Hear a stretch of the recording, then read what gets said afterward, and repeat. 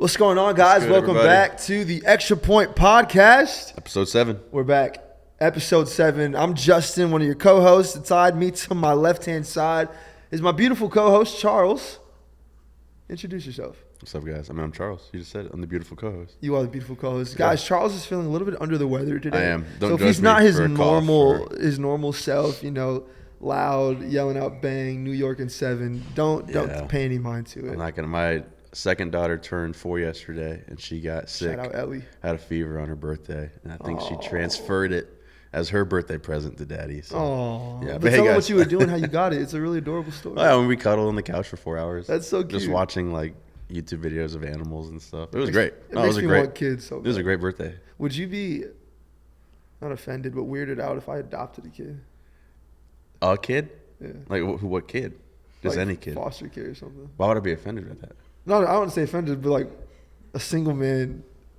I think Would people be questioning that? they might, but we need more in foster care and adoption. Like, there's Y'all a let me need- know in the comments if you think There's that's a need for it. I do think it'd be a healthier home if you had your spouse. No, we be So playing shameless video plug. games all Have you night. met Justin? Oh, okay, he okay. is. We're moving on. We're moving on.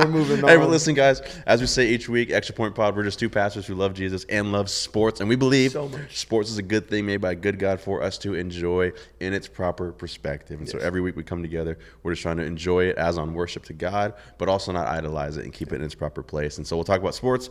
We give you an extra point and close out with some more sports. And so today, let me pray. We'll get rolling with today's episode. Let's go for it. Let's do it. Well, God, thank you so much for your love and your grace and for being with us. Even in this place, God, we pray over just this episode, Father, and this time, and for everyone who's listening, Lord, wherever they may be. And I just pray, God, that you would just show yourself to them in a clearer and just a more real way, Father. We know people are calling out to you, God, asking for you to show yourself. So we just pray, God, that you would reveal yourself to them. God, that you'd get a hold of them, God, you would encourage them, that you would be the lifter of their head, God, and show them that you are a God who's been there all the time, God, with a deep, deep love for them. Thank you for sports. Thank you that we get to enjoy them in its proper place, God. So be with us. We love you. In your name we pray. Amen. Amen. Amen. Amen. Like and and as subscribe, always, right? guys, Yeah. as always, Tell us. please be sure to like, subscribe, share this with a friend of yours. Please, it really does help us out a lot. We're trying to grow this thing. Yeah. And we can't do it without y'all's help, Can't. okay? And I'm not trying to guilt trip you, but I am trying to guilt trip you, okay? Like, God, the guilt. subscribe. Natalie, like, subscribe. Share this with your friends. Godly guilt leads to repentance, so it's a little bit of guilt's okay, Yeah, shit, kid, that I'm Hey, well, let's kick off. We're talking about the super exciting NBA Finals. Currently, we're filming this Tuesday, June 10th, and so as of right now, the series is tied a whopping 1-1. What a series. What a series. And we said it going in, but I think and again, the series can still change, but I saw a stat that game 1 was one of the lowest watched finals ever. Really? Yeah, I saw a stat that Yeah, just those the first viewership. 3 quarters were hard to watch. Yeah, that the conference finals had way more viewership than. Makes sense. Yeah, I agree. Those are big brand teams. Yeah. And so it's been a little bit of you said it earlier, like the last 10 minutes of the first game was great. Yeah. But Other than that, everything else. I did turn the game off, I think, in the middle of the third quarter, game 1. It was bad. Really? I couldn't watch it. Tyrese wasn't doing anything. None of them were clicking on offense. Bro, turned it off. that was Thursday night. Mm-hmm. So I was with my family. So I had the game, like I was tracking it on just Gamecast on ESPN. Yeah. And I was like, man, this is a little bogus. But once it got to like 10 minutes in the fourth, I actually turned on the game because I was perfect. like, You there's had probably a feeling? chance You Indiana had could do feeling. something.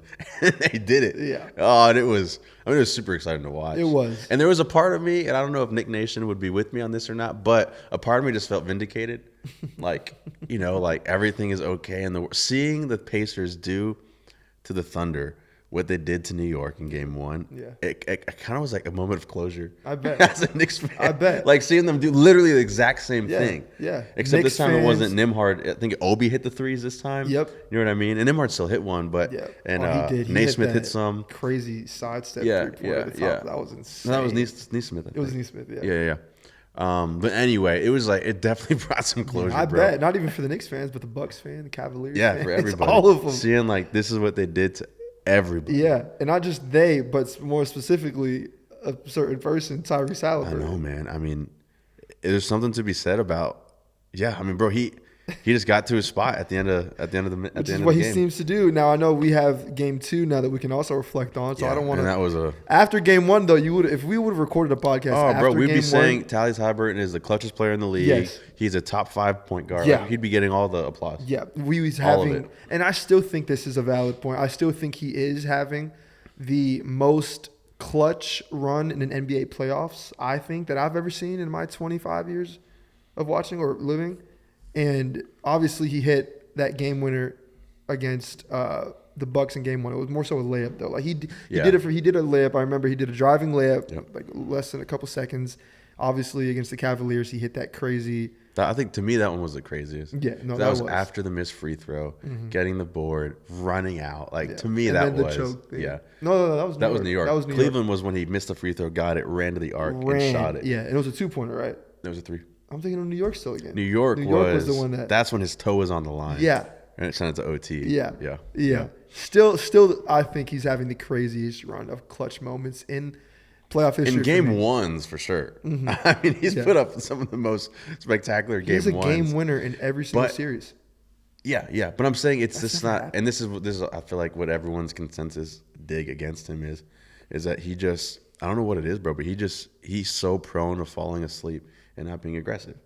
Like he has his games, but then he just doesn't show. Yeah. You know? And I think, again, game 1, it wasn't even spectacular. He wasn't. He had 14 total points. Yeah. So you take away the game winner, and no one would have said anything about it. It's just because of the moment that he sees that made it what it was.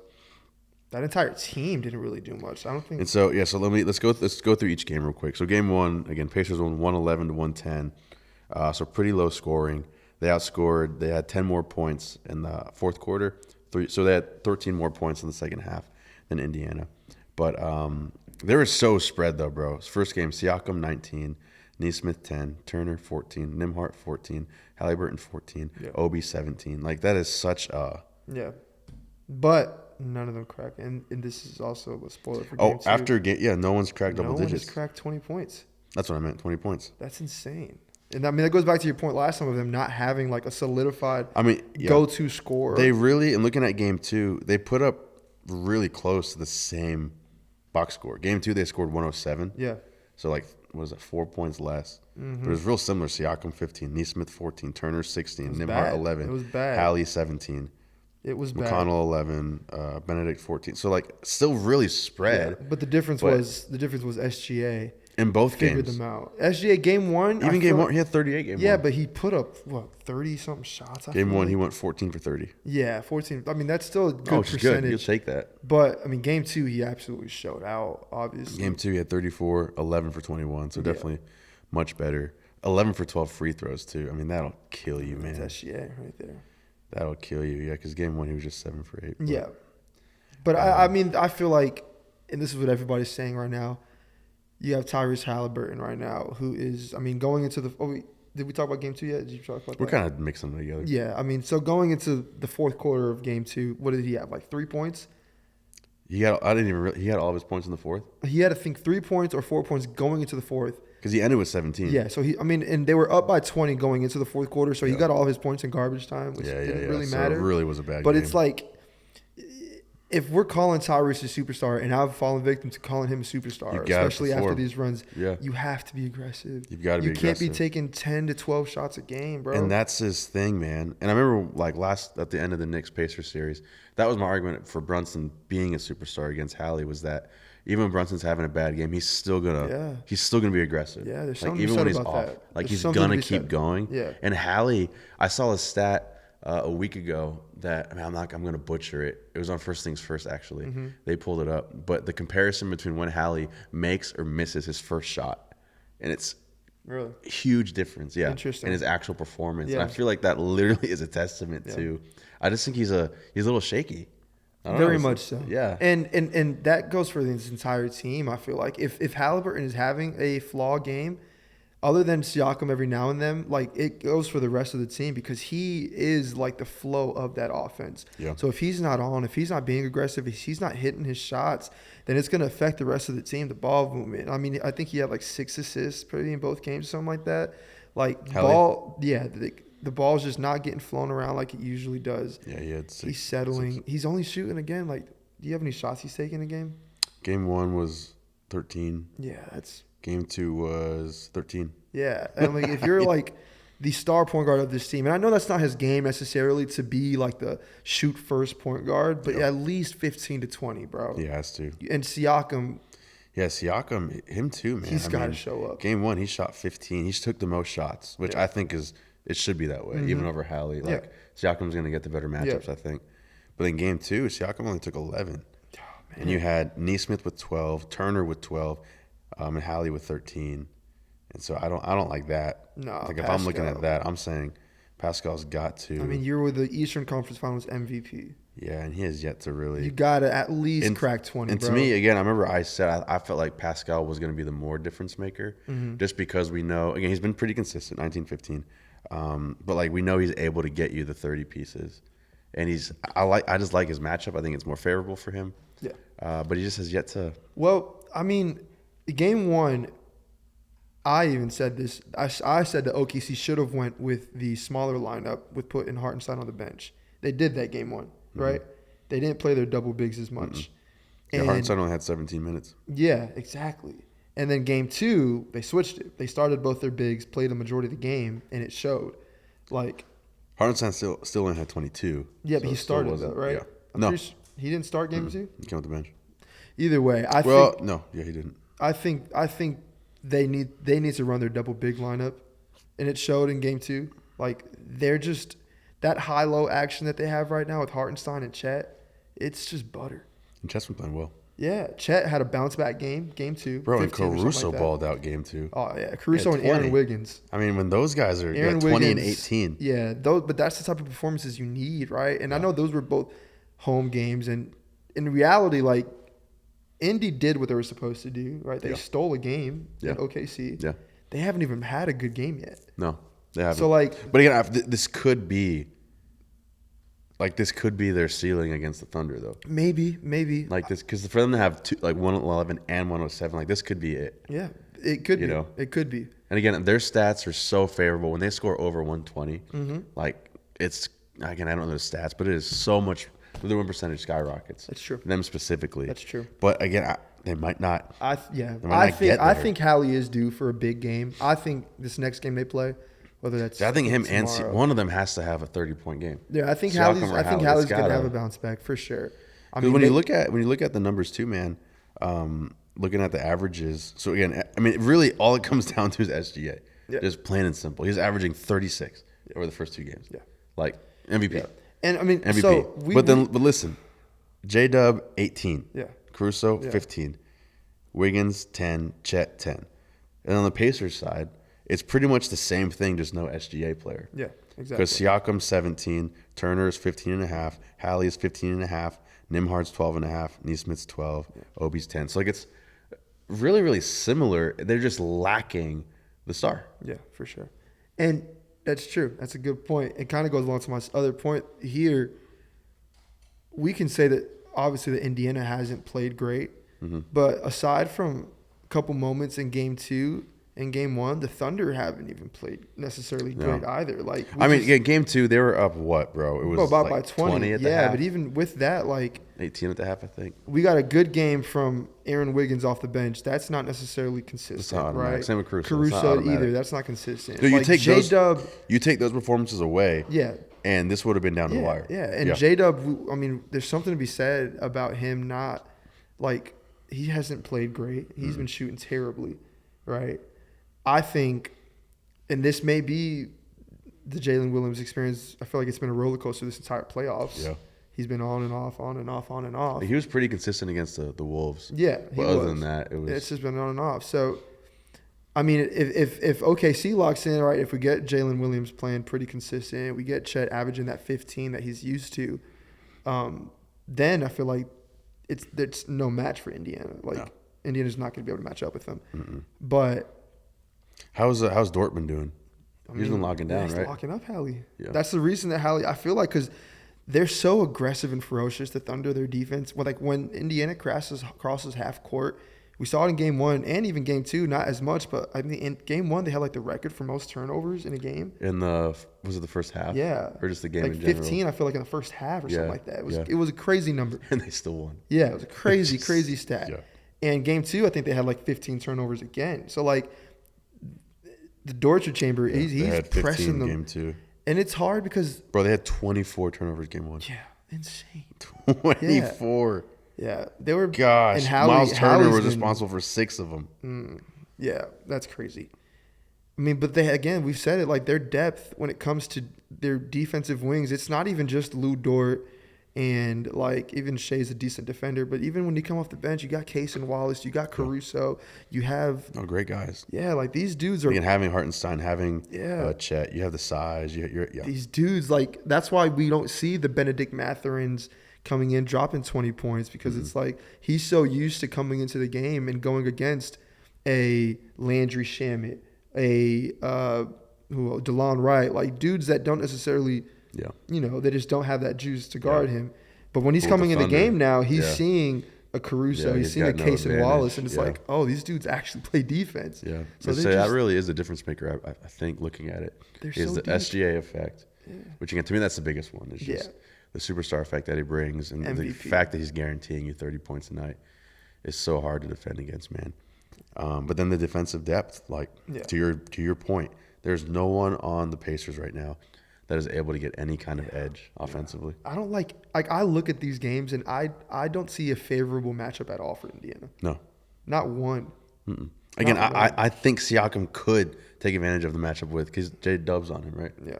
Like I think he could, but he's not. Yeah. It's looking ugly. I mean, we said it. We both say I think in Thunder in 5? Yeah. Yeah. I still think Indiana's due for one. I think No, might they'll get one at more, home. man. And I think they'll have an all-around good game. But I mean, There's it's looking just pretty no convincing. chance they can. String together 3 more victories. No, man. Yeah, I just don't think that they. Yeah. There's no way, and especially too. I think after stealing game 1 like they did, I'm sure just because of the way it went, taking both in Cleveland, taking both in New York, I'm sure there was a little bit of that win high that even went into game 2. And the Thunder, I mean, again, no disrespect to my Knicks, but they're not the Knicks. Yeah. They're not the Cavs. No, not at like all. they're a different breed. Not at all. And so I do think that had something to do with it too, to where they, even though it's like, even though looking at it, you would say the Pacers have the advantage because they won game 1. I feel like there's also an angle where it's like, bro, I feel like the Thunder actually, in a weird way, have the advantage because since the Pacers did that to them, it activated the championship caliber dog where it's like, this is not happening again. Yeah, that's good. You know what I mean? Yeah, Like, that they're was just like gonna their be- wake-up moment happened Yeah. in game 1, which is you'd rather have it in game 1. I feel like, the Thunder should be thanking Indiana for stealing that one because I mean, and when we say stole, they legit stole. No, it was literally that stealing game. it, yeah. They stole that Yeah, game. as they Indiana did. should I mean, not it have was- won that game. Yeah. But I mean, That's we can wrap this up. But so I guess what really is there left to say? I mean, Yeah. I mean, like I said, I think game 3 is going to be a bounce back game for them.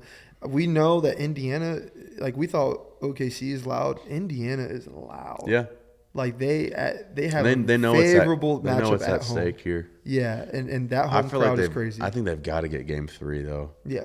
And I realistically can see them winning game 3. Like I could see Haliburton waking up and limiting his turnovers and not even because I guarantee you they're watching the film. They're looking at what they're saying. Like he's got to be aggressive. I can see him coming in shooting at least 15 shots. Yeah. And having a Siakam good game. Yeah, but I just don't know if they do, and I do think it's going to be another just nail biter. I just don't see them Hopefully. having a dominant game against Yeah. OKC. I mean, we'll see. If Jalen Williams, they can do, like, I think it was Denver. One of the matchups that OKC played where there was a game where, like, they threw everybody at SGA. He only had, like, 18 points. But that was the game that Jalen Williams had, like, 35. Yeah. So that was a different So, game. I mean, that's like a matchup. I know Rick Carlisle, obviously, he's one of the greatest coaches of all time. I know he's gonna go back into this. He's going to see what went wrong. Yeah. I think that's an option for them to just really, like, just attack SGA and force the other dudes to beat them, right? Like, force the J-Dub, who hasn't had a good game yet, like, to really win them that game. Yeah. Hopefully. Yeah, but we're sticking with, what do you think, Thunder in 5 or Thunder in 6? I'll say Thunder in 6 now that they stole this home game. Yeah. Yeah. I'll go bold. I'll say Thunder in 5. I think they went out from here. I do. So I think they'll win it in OKC Game 5, and it'll be parade time. You want to put a Diet Coke on it? What about a Coke Zero? I prefer Coke Zero. You are a Coke Zero guy. I'm a Coke Zero guy. Okay, we'll put a Coke Zero on it. All right, let's do it. You're our witness. Yeah, but then again, unless something dramatic changes, I mean, SGA injury or something, he'll be MVP. Oh, And for sure. this will go down as one of the lamest final matchups. Yeah. I think, and this is, I don't know how I feel about this, because I still think SGA, obviously he deserved MVP, and I think he got his flowers, but I still think that he, in a sense, is like kind of underrated. SGA? Yeah. Wait, I still, because bro, he is like coming into these games, he is a guaranteed 30 points a game. Mm-hmm. And I watch his post-game press conferences. Like, we say, like, Anthony Edwards can't be the face because he's too immature. We say Haliburton is a little bit too immature.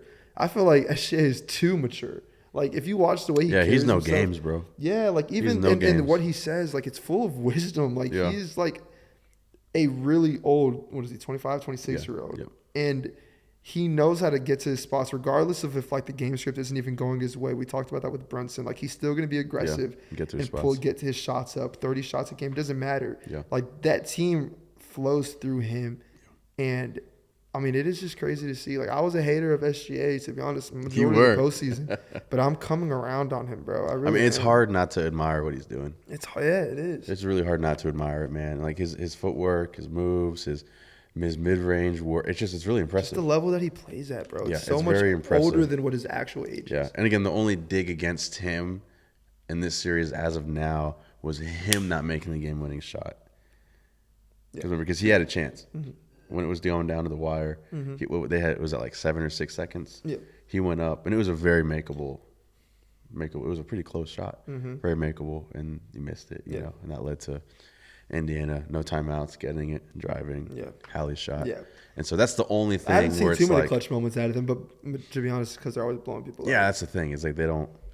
I saw a stat. They are 30-2 versus the Eastern Conference this year. The whole season? Yeah. Including insane. Like the playoffs. Who was including the regular season. One of them being Indiana. I think one of them was Cavs at Cleveland. Wow. Yeah. Crazy. I mean, that's real crazy. Yeah. They're just good, bro. They're just dominant. Yeah. Anyways. They're just good. They're not super exciting, but they're just good. Yeah, we can close that out. But to your point, like SGA, he's a... Sorry, I got a cough. We got to cut this. Oh, gosh. Say a prayer for Pastor Charles. Oh, God. But SGA, even like watching him, to your point, like he is a superstar, but he isn't, like he's great to watch because like, wow, he's very good. And disciplined. But it's like you're just watching someone go to work.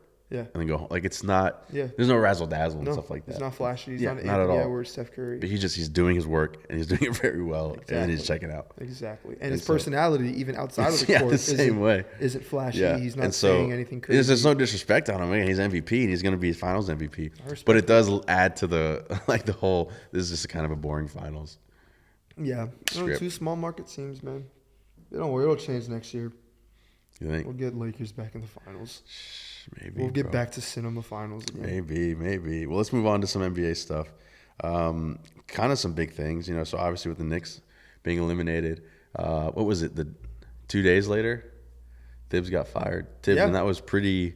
I know you said on here last week. Yes, you said they should fire him. I did.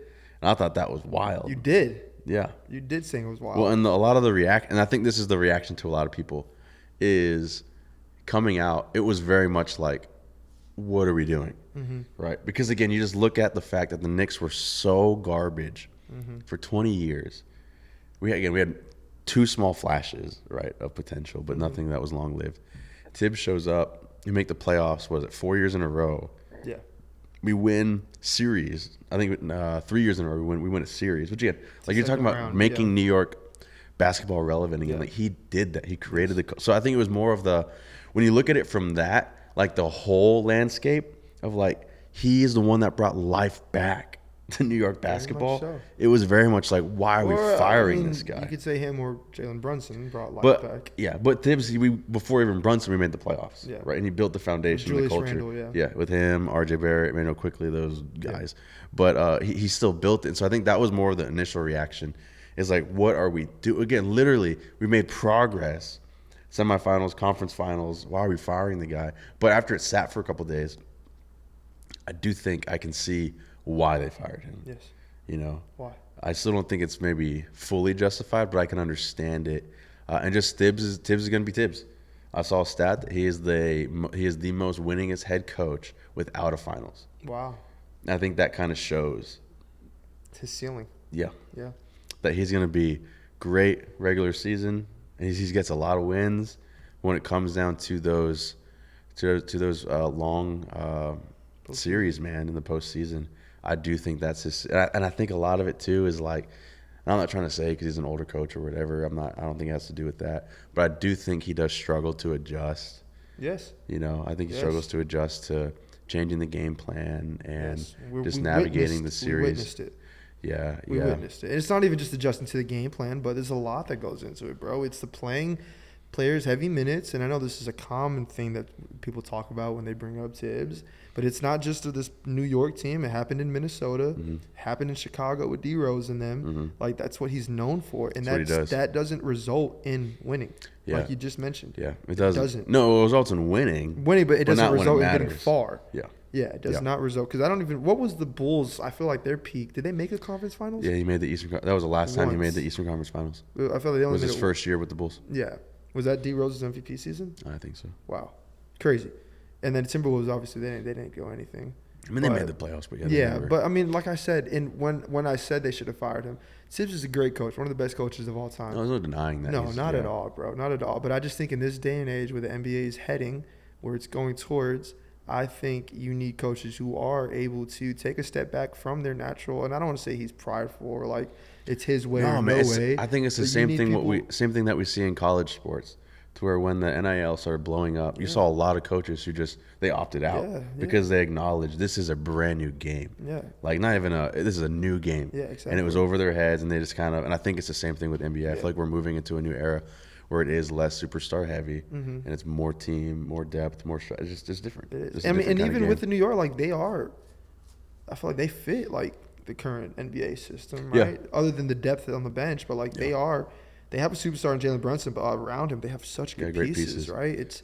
And they would have won that series had they had better coaching, had Tibbs been able to. And I agree, and I think that's when you look at it that way, if Indiana would have handled us, you know what I mean, and like we were truly outplayed in the way that we could look back and say they were the more talented, better team, all that stuff, right? Yeah. I think it's different. But look back and know, though, that was a winnable series. Very winnable. It's hard not to. In a year where the Celtics get hurt, the Cavs get hurt, like that Eastern Conference was open for them. This was their year. Yeah. So that's what I'm saying. I totally can't understand it, why it came down to this. And I heard too, man, there's rumors that like players we know Mikal and him had their little beef mid-season. And so I think there's more players that were having other issues too. And I did see Jalen Brunson after they get eliminated.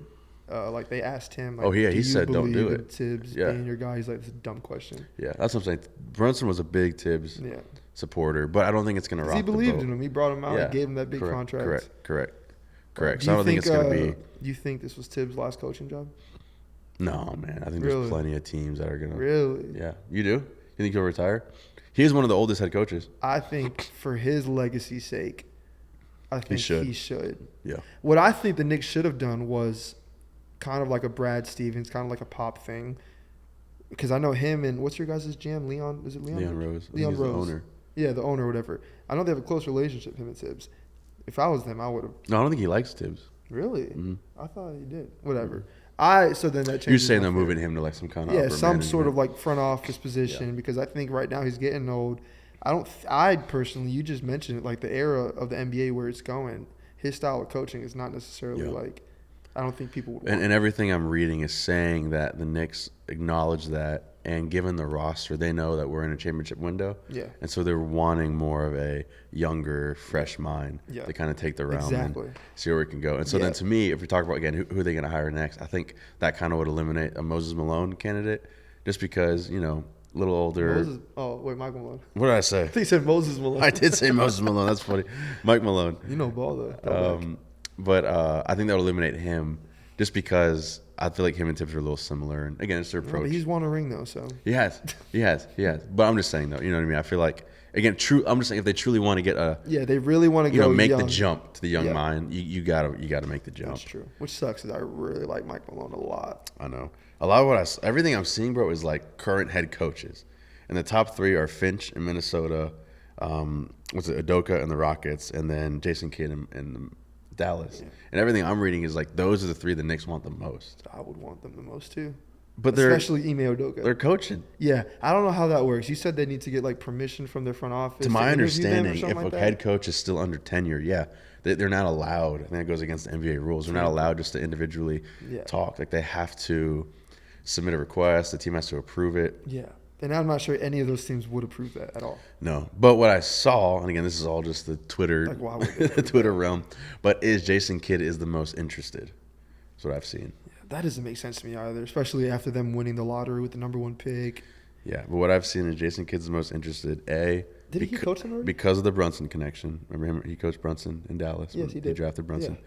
And then B, because he feels some residual disrespect from Nico and the whole Luka trade, and he was the one that handled a lot of like the pushback and stuff like that. And so that's what I've read. Who knows again how true that is? Didn't he coach New York before?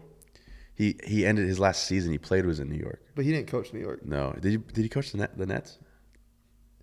He coached the Knicks. Did he coach Milwaukee too with Giannis? Yeah. Yeah, and so then that opens that door. Yeah. That apparently all weekend, bro, all I saw on X was from so many different reporters. The quote unquote was the Knicks are preparing to offer a tsunami type trade to acquire Giannis. Yeah. And apparently part of the whole thing is Giannis said, "I'm only going if they get Kidd." Because apparently that was his favorite coach. And so that's the whole thing in the works, man. Oh, wow, there we go. Okay, now it's all making sense. Yeah, and so again, of course, that would be awesome. It would. The question becomes what you give up for Giannis. I don't know how many years. Everybody but Jalen Brunson. He's still mid-contract. He's not on a contract year, is he? I think he has 2. Because I've also saw reports that the Lakers were going to wait. I think he's a free agent after this season. Oh, so it would have to be a trade right now. Yeah. After this season, so not this season, but next year's offseason, he's a free agent, and I saw the Lakers were going to offer him. Yeah, but then everything I'm seeing is like the majority of it for Giannis is the Knicks giving up Cat. And he would be a must. A few other things, but really not. It's actually not like anything monumental from a lot of the projections I'm seeing. Yeah, I mean you got pieces. You have, I would do. But I would assume if we get Giannis, we probably don't need both Mikal and OG. No, not at all, because he plays both of them. Yeah, so I think if you give up Cat and one, that's a lot though to give up Cat. Cat, one of them, and Deuce. That's a lot to give up, bro. You're getting arguably top 2 player in the league. I know. I would be sick. Prime. I mean, Brunson and Giannis would be fun to watch. Oh, that pick and roll would be great. That'd be super fun to watch. Oh, my gosh, super fun to watch. Bro. That would be fun. But, I mean, they still need depth, so. I know. They can't have DeLon Wright playing minutes in the playoffs again. No, they can't. No, but in regards to New York, I also saw reports of them going after Johnny Bryant, which is I think the Cavs assistant, like the assistant head coach of the Cavs. I don't know much about him. Yeah, he's one of the young and upcoming coaches. He spent time with Tibbs in New York for a couple years, so I think even them they would have some sort of bias towards him because he was assistant coach with him. And he could take essentially all of the good that came with Tibbs, like all of the intensity. And bring some more positive. Yeah, and then kind of bring a little bit of his own flair, like the young-minded coach. I think that would be a great option for New York if that's the direction that they want to go in. Yeah. I think Ime is the best coach in the NBA, bro. He's a baller, bro. And I think he would fit New York perfectly. He's a New York guy. Oh, he'd be great. He's a New York guy. I just don't see any but the world Rockets where not letting him go. Especially with, again, the shift he brought to be the 2 seed. Like they're not letting him go. They're going, if anything, they'll give him a new contract. Like that would then have to get into trading for head coach. And I just don't want that. Nobody wants that, man. Like that would be. You know who might be available? Very upset. You know who might be available? Doc Rivers. Is he fired? He should be fired. Yeah. I don't know if I'd want Doc. No, nobody does. Same that was kind a joke. of thing. He's bad joke over his head. Yeah, I don't think it. I know the Suns hired a new coach. I don't know who he is. They did. Yeah. I don't know who he is either. We don't know ball. Yeah, that's you guys can tell us. I don't know who they are. But going into that's the other big thing. So Giannis again, and I'm not sure the other teams that's going. Of course, I'm just really focusing on the Knicks, but I would imagine there's some other things going on with Giannis and the rumor mill. Mm-hmm. Anything else you've heard outside of New York? Where I think we talked about it, episode 4. I can't remember. Where like obviously the teams that have the assets to trade for him are like the Houstons, who have depth, the San Antonios, who have multiple draft picks. Bro, Giannis and Wemby would be, that's too much lane. Gosh. Like, that's illegal. That'd be, Wemby the monk, right? They would destroy the NBA. Yeah, you saw that. Yeah. Wemby's out there training with Shaolin monks. Bro, he's getting his Spiritual, baby. Yeah, he's getting right. If we get a spiritual Wemby, he got a buzz cut. I'm going to try to put the picture in the He's video. going to be a different player. We got a buzz cut Wemby. Oh, bro, this league's NBA's done. not ready for that. This league's done. Not ready for that. Hey, guys, I want to take a quick break from the sports and take a minute to give you today's extra point in the Word. Where are we going today? Yeah, today we're going to Mark. Let's do it. Love me some Mark. Yeah, Mark chapter 4. And I feel like I was reading my Bible, I think it was yesterday, the day before, when I was on the plane. It was a couple days ago. Wow, it was always Saturday. I just realized that. Whatever. Besides the point. And I just opened it up to Mark, and I feel like it was exactly what I needed to read that day. I just feel like in this current season of life where I'm at, it's just a lot's going on, and I haven't really been able to kind of just die down, relax, and kind of feel like the most peace, just with the natural events that are happening and stuff like that. But it was good, and I'm just going to read the verse and kind of talk about my takeaways from it. And this is Mark 4, and this is where Jesus and his disciples are crossing a lake. And there's a storm that hit, and the disciples are panicking, but Jesus, he just wakes up. I'll read the exact verse, actually, so I get better context. I'm reading out of Mark 4:36. It says, "Now when they had left the multitude, they took him along in the boat, as he was, and other little boats were also with him. And a great windstorm arose, and the waves beat into the boat, so that it was already filling. But he was in the stern, asleep on a pillow," talking about Jesus. "And they awoke him and said to him, 'Teacher, do you not care that we are perishing?' And then he arose and rebuked the wind and said to the sea, 'Peace, be still.' And the wind ceased, and there was a great calm. But then he said to them, 'Why are you so fearful? How is it that you have no faith?' And they feared exceedingly and said to one another, 'Who can this be, that even the wind and the sea obey him?'" Here's the revelation that I got from this, and I know you'll back me up on this. Here's the truth, is that peace just doesn't come from the absence of storm. It doesn't come from when there's nothing happening. That's not where peace comes from. The peace comes from the presence of Jesus. Specifically when you call upon and invite him into your boat, right? Life isn't always going to be all glitter and glam and rainbows and sprinkles, right? I think a lot of us can attest to that, and even you parents probably more than others. There's going to be days where your kids are just acting like buttholes, or where life is just be life, and it's just like financial pressure, the anxiety that you feel in your mind, the burden of the everyday life, work stuff that happens alongside relationship stuff, right? It's just always going to be something.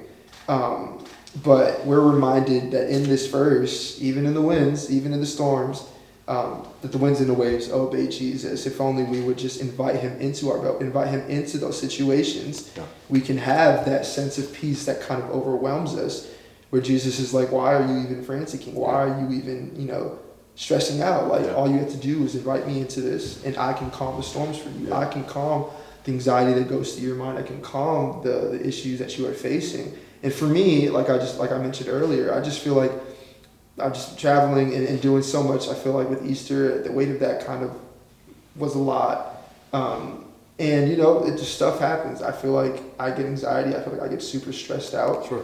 And that starts to affect my work life, my friendships.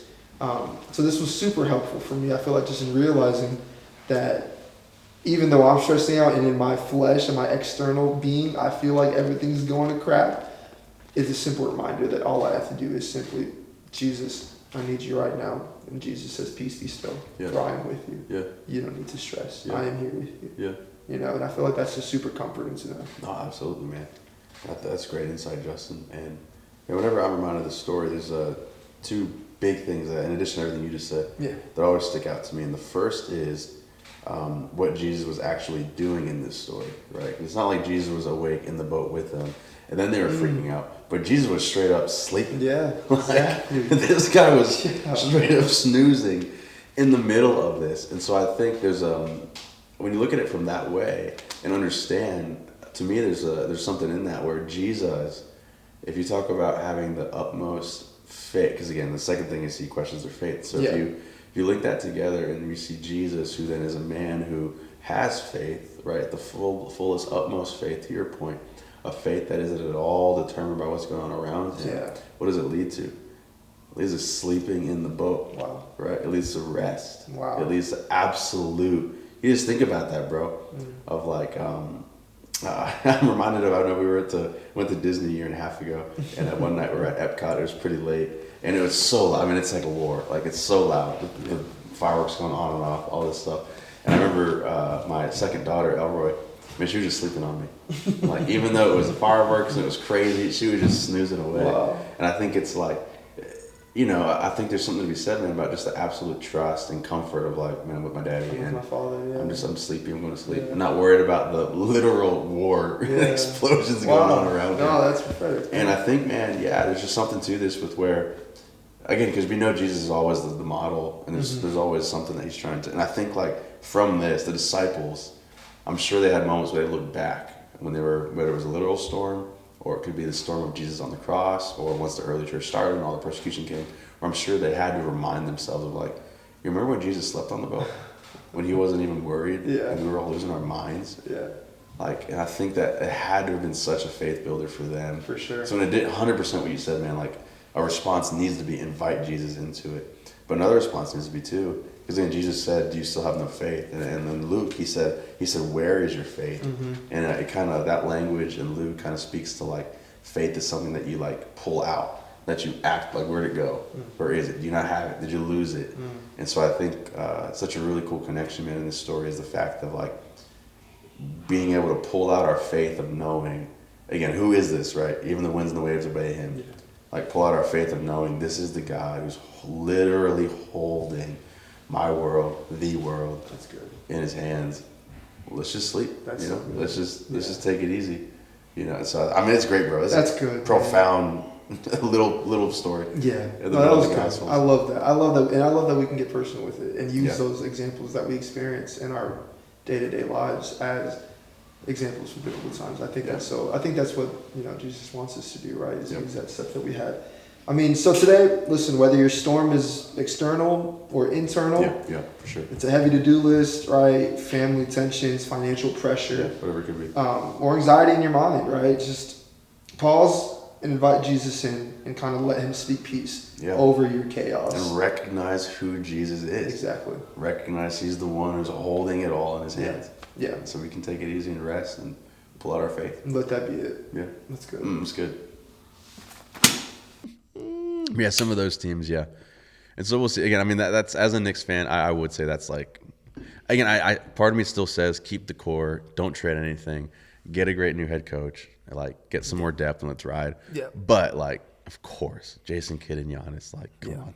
No, you still this East is still pretty open. I think it's going to be them, Indy, still up in the running, and maybe the Cavs if they don't make any moves.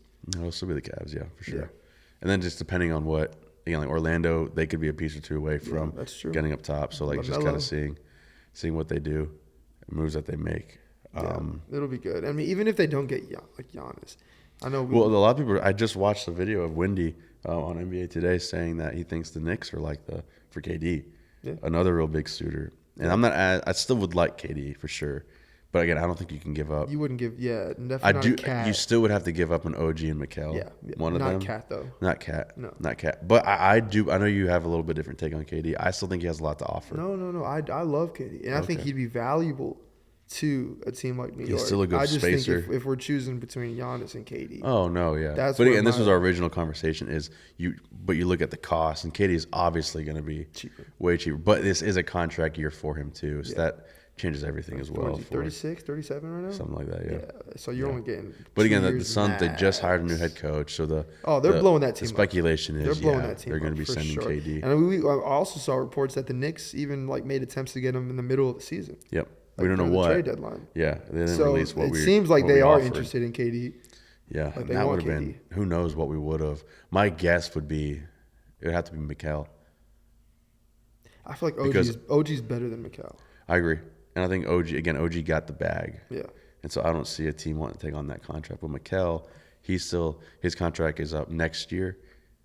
And we gave up 5 picks for him. And so I think that's where your if you're thinking New York, it's like, well, if I can somehow find a way to get a KD or a Giannis, you know what I mean? It makes it a little more digestible. Yeah. I would struggle. I think it would definitely have to be Mikal or OG. But after that, it's like you don't have much depth. You're maybe a Deuce has got to be in the deal. I feel like Deuce has got to be in any deal they do for a top star. Maybe, but none of us want to give up Deuce. I know you don't, but if you want KD, staple. that's the cost that it's going to take.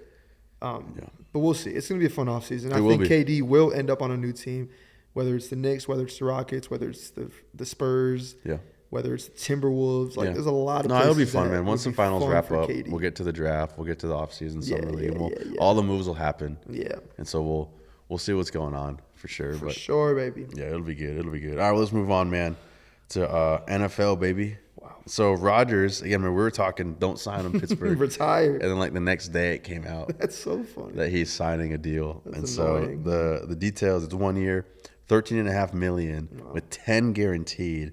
And they have, I think, up to around $6 million in incentives. Jeez. But again, those are all like making the playoffs. Yeah. Wild card, divisional. It's all the. Yeah. And so, but still, man, $10 million guaranteed that's pretty standard. I don't think that's crazy. Like I feel like that makes sense for Rodgers. Especially for you're getting Aaron Rodgers. But he is now the highest paid player of all time as far as cumulative money. Shout out his agent. What do you think about that? I mean, I don't think it's not deserved. He passed It's Matthew kinda- Stafford, right? You said. Yeah. I feel like at this rate, the way the NFL's going, someone's going to pass him. No, in a he's not couple going to be there years. long. Yeah, he's not going to be there long. Dak Prescott will probably end up being the highest paid. Gosh, bro, I don't see what world a team hands him another big contract. I really don't. Oh, Jesus. Really But don't. I mean, Steelers. I mean, you got your guy, right? Like They got him, they got and your now guy. again their defense is good. I saw TJ is holding out right now because he wants a big He'll get contract. paid. He's got to be paid. Yeah. Like in that division, you've got to have TJ Watt. Yeah. But I mean, again, their defense is still very solid. Mm-hmm. Like so, it's going to keep them in games. And so I think it's more of like for Pittsburgh, can Rodgers elevate them higher than what Russ was able to elevate them? Yeah. And of course, you swap Pickens for DK. You take away Najee. Like, is he going to be able to elevate them? I think they still need to make a move for another receiver. Yeah. If I'm Pittsburgh, now that you got Rodgers, not Lazard. I mean, didn't you say They did sign Lazard? Yeah, so somebody else besides them. But Devontae Adams will probably end up on. You've got bro. He's locked into Los Angeles, but they've got to make a move for someone. I mean, honestly, if I'm Pittsburgh, I'm all over trying to get Scary Terry right now out of Washington because he's holding out.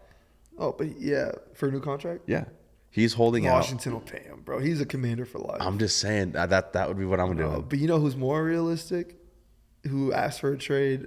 I feel like earlier this year, a Tyreek Hill. He did ask for a trade. Yeah.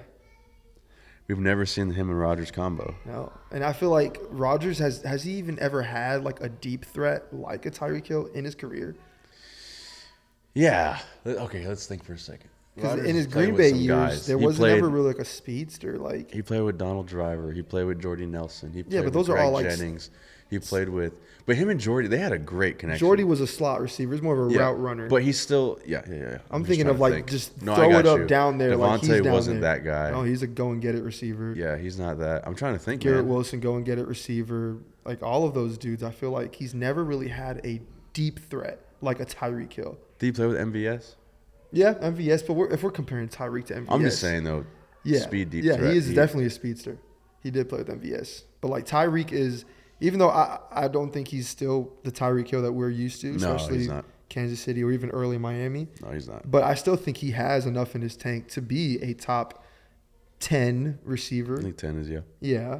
And, I mean, he asked for a trade, right? Like, if Pittsburgh wants to make some moves. I hope Miami doesn't trade him. I just traded away Jalen Waddle in a dynasty league. Did you really? Yeah. I'll be a little upset. You didn't remember that he asked for a trade? Well, I'm done with Jalen Waddle. He should be. He's just frustrated to have. Should be. We don't want to get too off. Yeah, but I traded away Saquon. I did it. You want to talk about for what? Yeah, we can. This is a dynasty league. I was in the chip last year. I lost. I'm pretty good in this league. Like I made it to the championship multiple times. Just 6 years in. I won it only once though. Year one, but I dealt Saquon. It was my second time dealing Saquon. Then I acquired him again, and I just dealt him. But I just think he's gonna regress.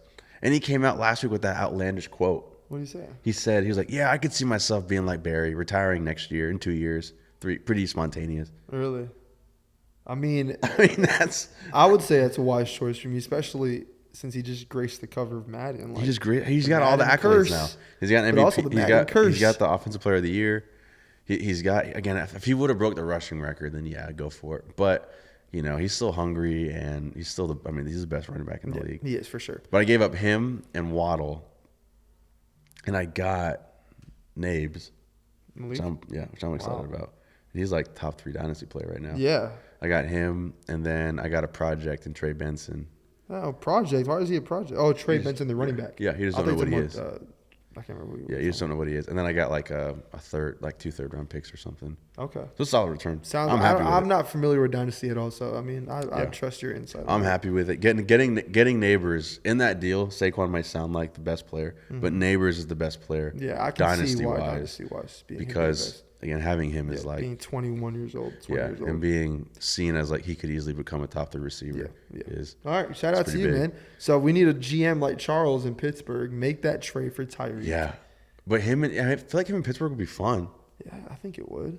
I feel like he wouldn't want to go there just because it's Pittsburgh. Is Arthur Smith still the OC?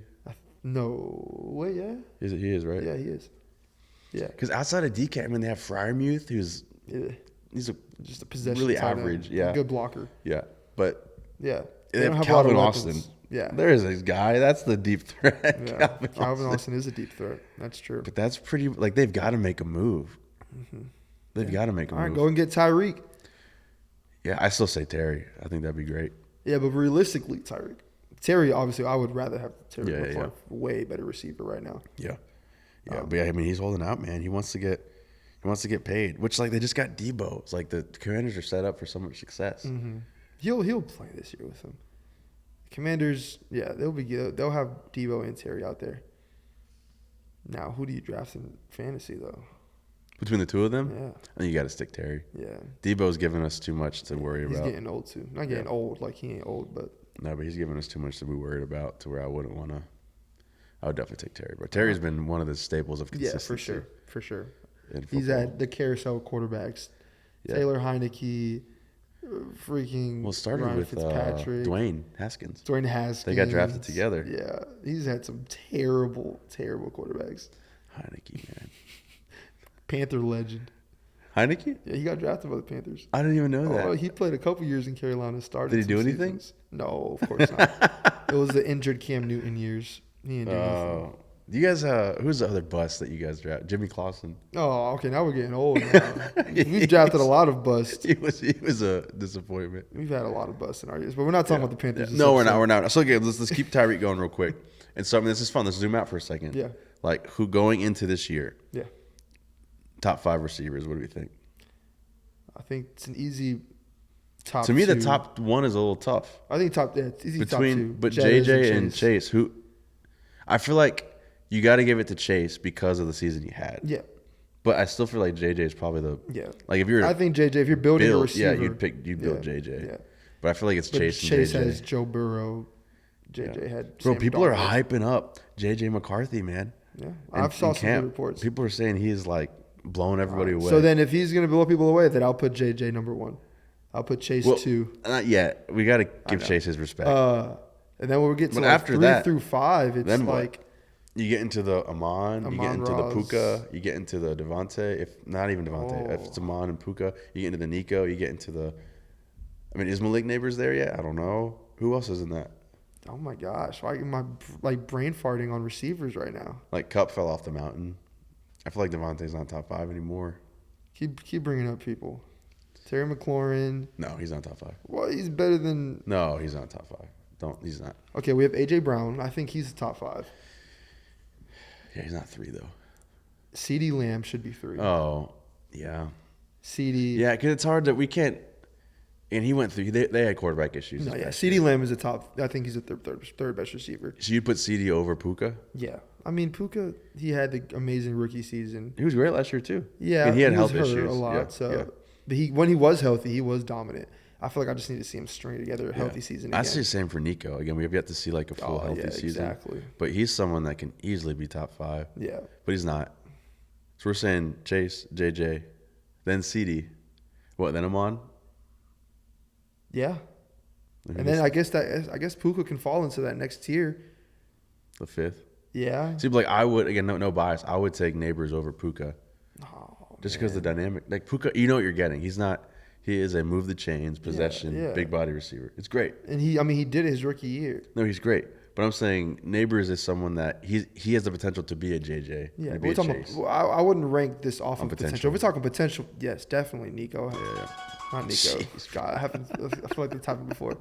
If we're talking potential, yeah, Leak has potential to be top 2 receiver. But right now in today's NFL, I would put Tyreek, I feel like, above Leak right now. Because I know he dealt with some injuries last season, but I mean, he's Tyreek Hill. Like, if we get together with a healthy Tua and a healthy Tyreek, we saw it the year before that. He almost cracked 2K receiving yards. Yeah, that's true. Just like less than 24 months ago. Yeah. So I feel like a healthy Tyreek is still up there, top 10 for sure. Bro, it's tough, though. The top 5, there is a big drop-off. Yeah.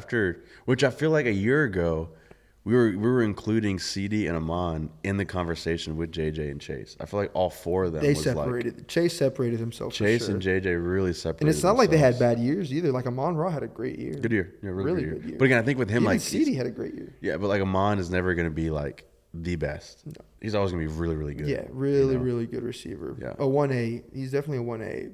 But then, we get to the Nikos. He's in top 10, I feel like. Puka. Yeah.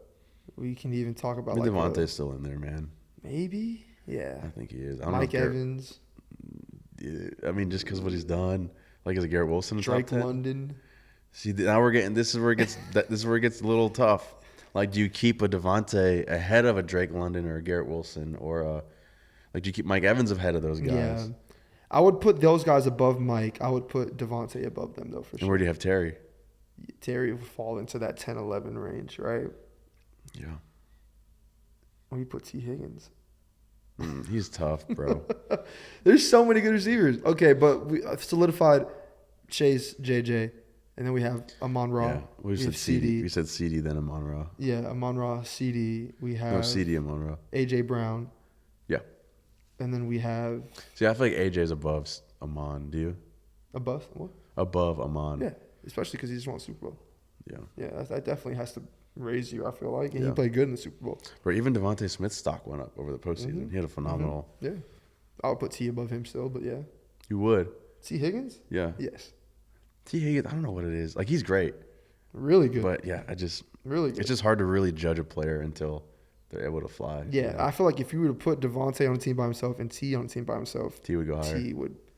Because just his build, like, That's fair. Devontae's not built to be a 1. Yeah. He's not. But I would pick him to be my 2, like, any day. Devontae. Mm-hmm. Like, if I'm building a team. He's a really, really good 2. Mm-hmm. Really, really good 2. Mm-hmm. But, yeah, it's a solid 10, I feel like. Is DK in the top 10? No. He's kind of falling off then. No, he's not better than Tyreek. He's not better than Nico. He's not better than CD. He's not better than Amon Ra. He's not better than Puka. I wouldn't even say he's better than Malik Neighbors right now. And not even just Malik. Remember, then you still got MHJ. You still have Ladd. Brian Thomas. And Ladd. Brian Thomas is better than both of those things you just mentioned. I'm just saying, but Ladd's going to have a great year. Bro, Ladd's a beast, bro. Yeah. Brandon we'll Ayuk, see. DJ Moore. Ayuk, nah, bro, I'm done with that. He's one of those guys where I'm never drafting them. I'm never messing with them. You know who else I'm never drafting again? Chris Olave. Oh, yeah, bro. He's not in the top 10 anymore. He is. Oh, gosh. You know who else I'm not drafting again? Zay Flowers. Yeah. I mean, he's tough. He's a tough one to judge. Zay? Yeah. He's not good. Oh, that's the thing is he's a good 3.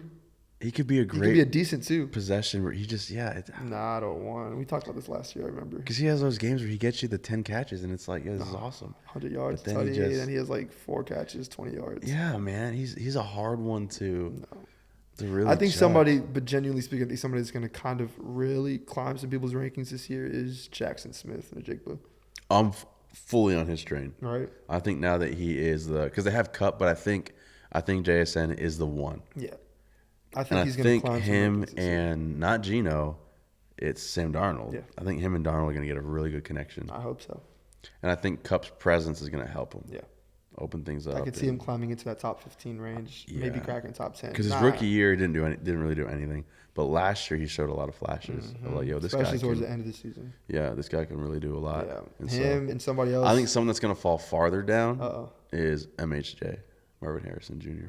Yeah, I think it's not. Because, again, his rookie year wasn't spectacular. No, it wasn't. And I feel like this is going to be another year. Did he have 1,000? I don't know. I don't know if you even cracked 1,000. I think there's gonna be another year of like him not really being. That sucks because I really do believe in Kyler, and I want Kyler to have a bounce back year. He could again. Who am I? I just feel like again, even going into the draft and all that, I wasn't very high on him. Yeah, I just think he killed in Ohio State. Like, I saw a picture of him recently. Like, he's jacked now. He's jacked. He's jacked. Yeah. But he already was. He's not the fastest guy. He's very much like a traditional, a lot like Larry Fitz, like just route running, smart Good system hands. guy. Yeah, yeah. And I feel like it's just hard. I don't know. I feel like it's hard for those guys sometimes to. I feel like he's trying. I don't know. I'm not like I haven't studied his tape or anything. I don't want to sit here and act like I've analyzed his game. MHJ. I could just see him having a bad year. Right. I could see.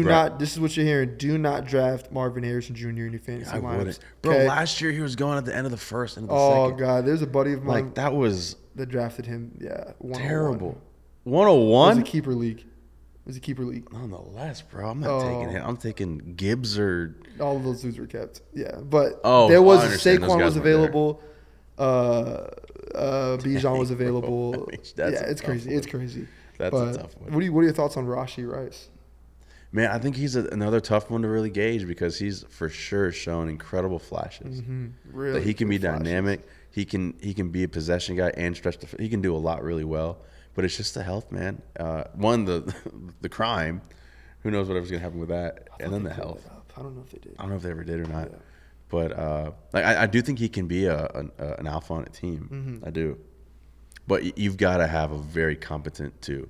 Yeah, I mean, he was putting up numbers before he got injured last year. He was. I mean, he for Numbers. sure took the reins as the primary Yeah. target in Kansas City. Yeah, Because he was getting catches, above man. Kelsey Catches for and all days. of them. And Kelsey's playing another year, and I just don't know if. Yeah. No, it's gonna be fun. It's gonna be a fun season. I think there's a Yeah, lot of I'm people pumped. fun. I'm pumped for fantasy draft season. We'll do mocks for you guys. We'll do some underdog Yeah, stuff. that's I'm our excited. real love language right there. Oh, it is. We love some fantasy football. Oh, come on. We should do a league. We should let people join. And Oh, could be we cool. should. We have. Did you look at that sleeper league that I invited you to? yeah, It's named Extra Point. there we go, bro. Yeah. We Or can we get some named it people the in Extra there. Point. Yeah, we could do a live draft. That'd be That'll cool. be good. That'd be cool. Heck yeah. Yeah, that'd be cool. Yeah, You got yeah. anything else you want to hit? I know you're excited about the U.S. Open. U.S. Opens this weekend. Okay, you should be excited. You're a golfer. I don't really know. I don't really follow golf. Okay, though. well you get Charles. Isn't tell him Rory? to Isn't start he the following. best? Huh? Rory, isn't he the best? He's not right. He won the Masters, but right now Scotty Scheffler is the best golfer. How does that not make him? You're just saying he won, but he's He not won the best. Masters, which was what, maybe 2 months ago, I want to not long say. ago. But since then, there's been another major, and there's been another couple of opens Scotty where Scotty Scheffler. has Is he just been young? dominating. Scotty's 29 years old or 28. Where Rory's is that in the golf world? Where is That's that? young. It is. Yeah, I mean, there's people out there in their mid 20s, but to be this dominant, because he has already, I think, 3 major wins, maybe 4. I think it's 3 major wins at the age of 29, and he's on pace to win. He's the favorite to win the U.S. Open this weekend too. Oh wow. He's the betting favorite. So, yeah, he's on pace to be like the best golfer since like Tiger, like the best prime big time. Wow. of a golfer since Tiger. And golf heads, correct me if I'm wrong, but I feel like that's the common consensus is Scotty pretty big is deal. on trajectory to have a prime that's as long as Tiger. Wow. But then you have like the Phil Mickelson who's like still pushing it. This would be, if he won this weekend, you know Phil Mickelson Yeah. is. He would complete the Grand Slam, and that would be a good feel story for him. What's that in golf? Masters, U.S. Open. Masters, U.S. Open, PGA Championship. There's one more that I'm missing out on. I can't remember. There's 5 of them, I think. Phil's won 4 of them. This is the only one that he has never won. How old is he? 54? Jeez. Yeah, he's still pushing it. Can he But- still hit pretty far? No, not really. He's like a not touch good player. anymore. Yeah. Yeah, he's not. But then you have the Bryson DeChambeaus, which I know you're familiar with Bryson. He's like everybody's favorite golfer. I've heard his name a lot. Yeah, I love Bryson so much. And he won the U.S. Open last year Yeah. against Rory McIlroy. Yeah.